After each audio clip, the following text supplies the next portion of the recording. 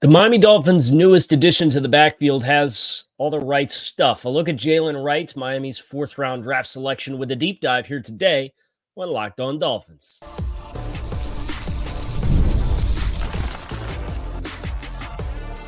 You are Locked On Dolphins, your daily Miami Dolphins podcast, part of the Locked On Podcast Network, your team every day.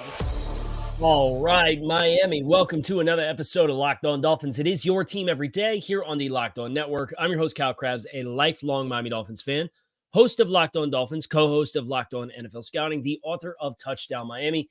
You can find our shows here on the Locked On Network on YouTube or wherever you listen to your favorite podcast.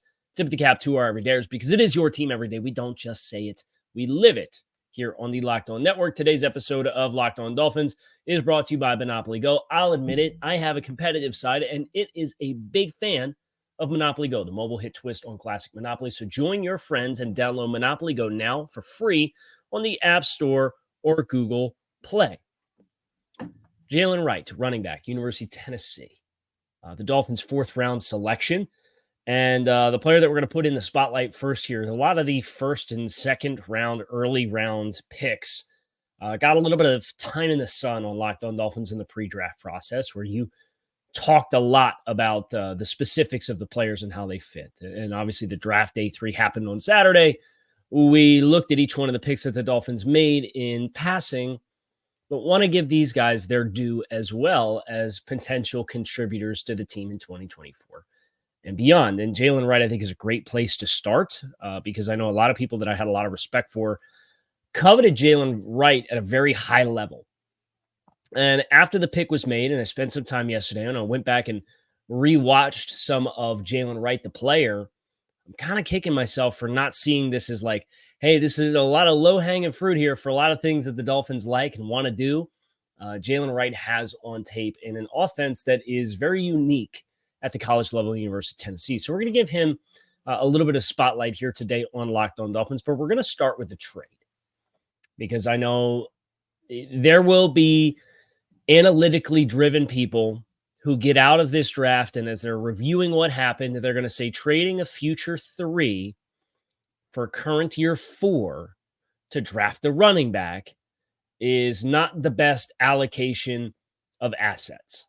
And I also know those same analytically driven people would tell you that trading now picks for future picks is not a particularly good way to strategize the NFL draft either. So I'll be fascinated to see what side of the fence that group of folks who is very analytically based, very mathematically based, very economically based. They have their own statistically based. They have their own lens in which they view gambits like the draft through. And I understand it and I respect it. And there's a piece, every school of thought has a seat at the table for all of the discussions that are made. That's why all of these NFL franchises have a running backs coach, right? They have an offense coordinator and a head coach. They have their general manager, and they have area scouts, and they have you've seen the analytics programs in NFL buildings start to grow. So all of these minds meet together for all of these individual decisions.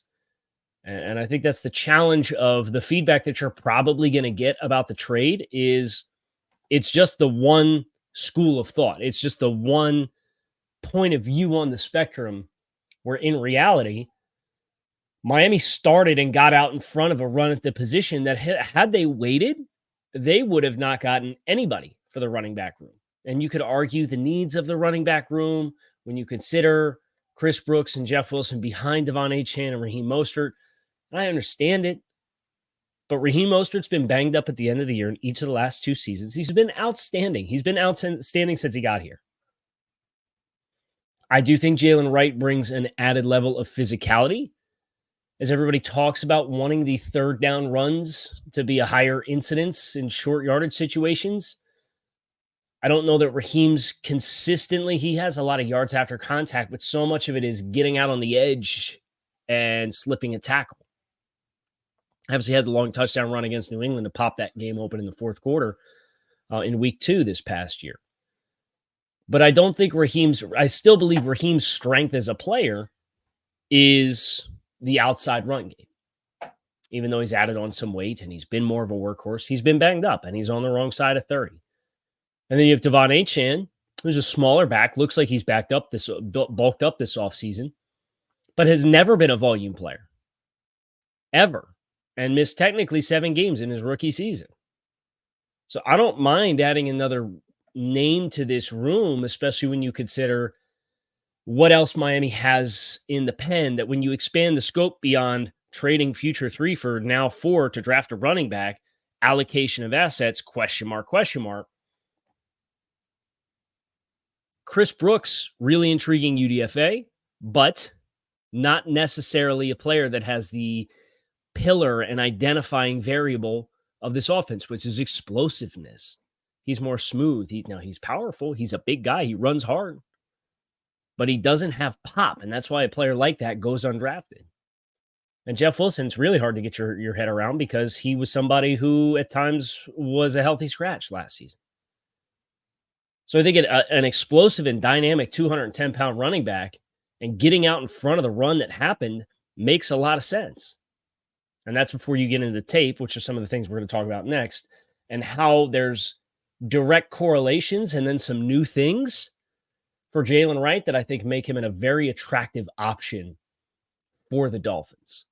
And I am totally on board when you consider 7 running backs and 15 picks, starting with this pick in the 4th round that you got out in front of when you missed the tackle run. You missed the start of the edge run. Both of those runs happened in the 1st round in the teens. To the point where you didn't really have a tackle on the board you felt really good about. You go with Chop Robinson, it's fine. It was the 4th edge guy off the board. And there was a chasm between Chop and the next guys down on the list. I only had 2 other guys with day 2 grades. And those guys didn't even go. One of them was Muhammad Kamara, who Miami got in the 5th round. So when you look at it through the full picture of the draft, and then we get into the picture of the player, I wouldn't pay too much mind to the debates about a future 3.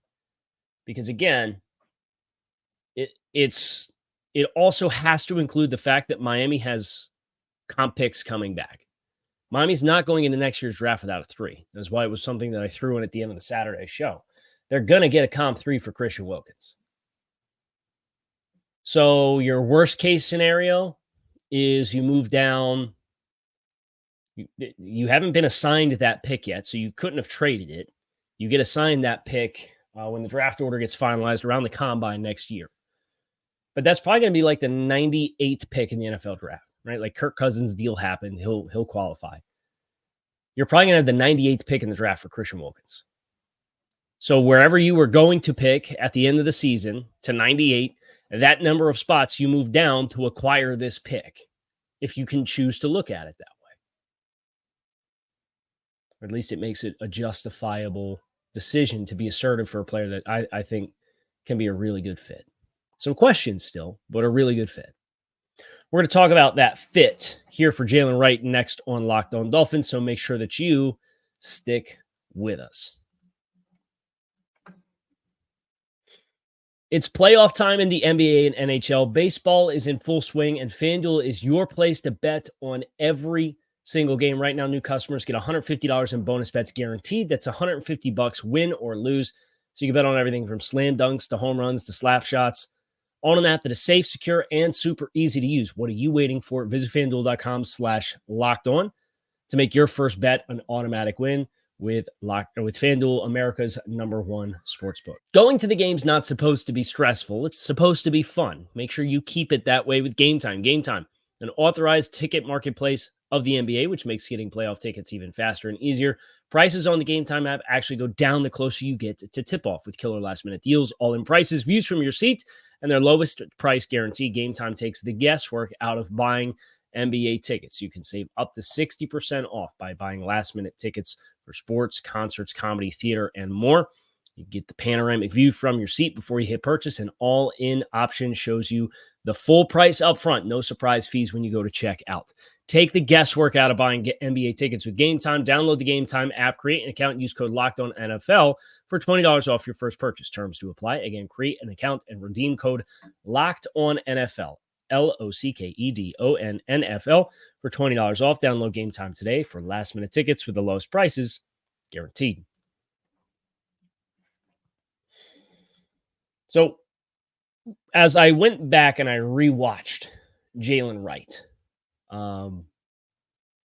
some things that came away with and without the football that really stood out to me, that now that you know he's going to be operating in this system, you anticipate it's going to be just more layers into what the Dolphins can do. And when we talked about the pick on Saturday night, we talked about 12 personnel with 2 running backs on the field. And I certainly think that's in play for Jaylen Wright as a package fairly early on. And here's what you got to know about Jaylen Wright. Jaylen Wright is very, very, very explosive. We're going to focus first on him with the ball. 5'11", 210 pounds. He turned 21 on April 1st. So this is a young player. He's going to play his full season as a 21-year-old rookie. With the football, pretty diverse menu of carries, 86 gap attempts, 50 zone attempts. I would say that Jaylen Wright was a little bit more consistent for me when he could hit a specified gap, and a lot of those came downhill. Now, the Tennessee offense makes it really challenging to evaluate at times the NFL skill set of a player, because this is a team that spreads the field like nobody else. They'll do stack wide receivers and put them outside the numbers on both sides of the field. So you get these really extreme light boxes that allow you to kind of know defenses are going to tip their hand, and then your run pass decisions at the line of scrimmage become very easy, because are the linebackers going to walk out with the wide receivers? Are you going to keep a base number and then be numbers deficient to the perimeter, in which case we're just going to throw it out there? It is the extreme of extreme college offenses in today's NFL. But with that, a lot of shotgun run for Jaylen Wright. And when he comes out of the mesh point, I was impressed with the initial twitch if there was color in his face. And that offensive line lost their fair share of reps, like right now. So some inside penetration, forcing you to get off the tracks. And with a lot of the bigger backs, and he's not like a supersized back, but he is a bigger back. A lot of times with those kinds of backs, if there's early penetration and I got to come out of the mesh point with the football and I got to react, I don't necessarily have the dynamic ability to redirect at a steep angle so early as I'm kind of building my momentum to come down into the line of scrimmage. I actually thought some of his better runs were when there was penetration, because he showcased a lot of lower body flexibility, ability to stick the first foot in the ground in short order and explode off of that to accelerate horizontally in the backfield.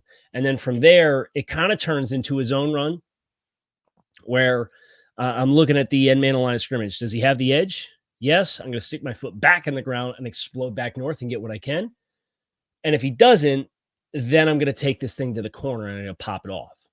And you saw a number of occasions, both in short yardage and on 1st and 10s, where there was some early point of attack penetration, and the lower body flexibility paired with the explosiveness of Jaylen Wright as a player led to these really like dynamic and stark accelerations out of a cut that allowed him to get away from early pursuit and salvage some runs. I thought as a ball carrier in between the tackles, there was some times where we stopped our feet trying to press the line of scrimmage. A little bit more consistency with that is going to allow him to maintain that explosiveness and not have to gear down and then gear back up and accelerate through the hole. But it wasn't really a big problem on short yardage, because from what I saw, when it was 3rd and 1, 3rd and 2, and he knew he was getting the football, he came downhill hard. University of Florida showcased a really good example of this, where he ran through a defensive tackle at the line of scrimmage in a stack and shed situation and picked up 4 extra yards by twisting and falling forward while having a lower pad level, but running with intent between the tackles. And a point of attack player lost, and he still got 4 yards in a first down. Now, if you crash everybody, again, I do think he has that vision, that element of his game where he can feel it and stick his foot in the ground and get outside and get big chunks. And heaven forbid, if you let the double teams get up onto the linebackers and you don't deconstruct your A-level blocks, one of the things that I saw a lot of with Jaylen Wright is if he broke the first line with momentum in those situations, you better get on your horse and you better chase him down because he can go. And he said in the post draft press availability, you've been tracked on the GPS miles per hour at 23 miles per hour. I don't know that I would doubt it. It's if he can carry momentum through and pop and open his strides, he can absolutely fly. But I was impressed with the short yardage stuff to see the football intelligence to understand when it's time to just go, when it's time to stick my foot in the ground and get the hard yards. Hard yards was another theme. A lot of these were muddy piles. And again, you got defenders that were trying to fly in late because they're coming from further away because of the spacing of the field. I think some of that spacing could potentially correlate to the Dolphins with their NFL offense. And they're trying to like pick off the pile and knock things over. He's running hard in the middle of it. And I'll give the Tennessee offensive line their credit and due for getting behind him and making sure that that surge was maintained and they got muddy yards. But there was on more than one occasion, he's running downhill. He commits to his gap. He gets the pads low and runs the feet, and he's pushing the pile for 4, 5, 6 yards. I don't think Miami really had that kind of back with any level of consistency on the roster. So to know that that's an element that Jaylen Wright brings, in addition to averaging 4.35 yards after contact per carry, in addition to him being a 4.3 athlete at 210 pounds, in addition to him having a fairly diverse menu in zone and gap runs, in addition to him being able to get off the tracks early on, okay, you feel pretty good. There are some questions. I think, again, the consistency of the feet and the momentum as you press the line of scrimmage, I wouldn't necessarily call it like vision questions. But if he has to process that in real time, and you understand he's only had 282 carries the last 2 years. So like, it's not like he's been a volume player. I think that can continue to get better, but I think that's a thing for Jaylen Wright. That is an earmarked kind of area of improvement in what has been a zone heavy system. Now, maybe you can add some more diversity to your runs with Jaylen Wright, which I think could help you based on how teams play their fronts to anticipate your outside zone runs. And then if you have that and Wright can show the ability to play the zone and the gap concepts, I think you do have a more diversified runner. And then you in turn can have a more diversified run game where, okay, maybe we're going to lean on some gap schemes and count on angles based on where they're putting their bodies up front. And we get advantageous angles to crease guys and pull somebody around and pop the run. The other one was ball security. He was better this past year with just, I believe, 1 fumble this past year on 136 attempts. I believe he had 4 fumbles in 2022 on 146 attempts as a ball carrier. So that's another thing for him. You like what he brings in pass pro. We're going to talk about that next. But that is a first-class ticket for a lot of young backs to kind of be herky-jerky with how they get called upon. So you like the trend of that for Jaylen Wright, but that is just another thing to kind of have in your footnotes and kind of contributing in addition to positional value, why maybe a player like this is available at pick 120 for the Dolphins to come up and get. We're going to talk about him away from the ball, the passing game, both as a protector and what he did running routes, and that's up next, and how the Dolphins can build on that. On Locked On Dolphins, stick with us. All right, game off. We're going to pause here, talk more about Monopoly Go. And I know what you're saying, flag on the play, Kyle. You've already talked about Monopoly Go at the top of the show. There's just so much good to get into with this game. In Monopoly Go, you team up with friends for timed tournaments where you work together to build up each other's boards. The more you win together, the more awesome prizes you unlock. And then there's unique stickers. You can trade with friends to complete albums for big prizes, cool new playing pieces to travel boards with, hilarious emojis for taunting your friends as you smash their buildings to pieces and heist their vaults. Plus, Monopoly Go feels new and exciting every day with constantly changing tournaments and challenges, a ton to include their own unique mini games like digging for treasure. There's always new timed events that help you win big, like massive multiplayers for everything you win or rent frenzies. There's always something fun to discover in Monopoly Go. So get off the bench, go download it now free, Google Play or App Store. Game on. I am going to put some of you guys to sleep here. I'm going to warn you ahead of time because you probably don't care. I do.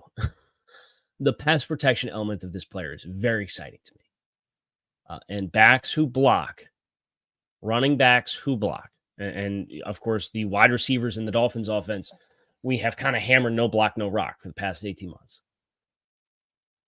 Running backs who block, particularly in pass protection, get a real big boost for what they can bring to the table because how that affects how you're releasing guys out into routes, whether or not you need to have a blocking tight end de facto, how you can help against an individual pass rusher, how you can do blitz pickups and prevent yourself from being hot or exposed throwing the ball all the time when you go 5-man protections.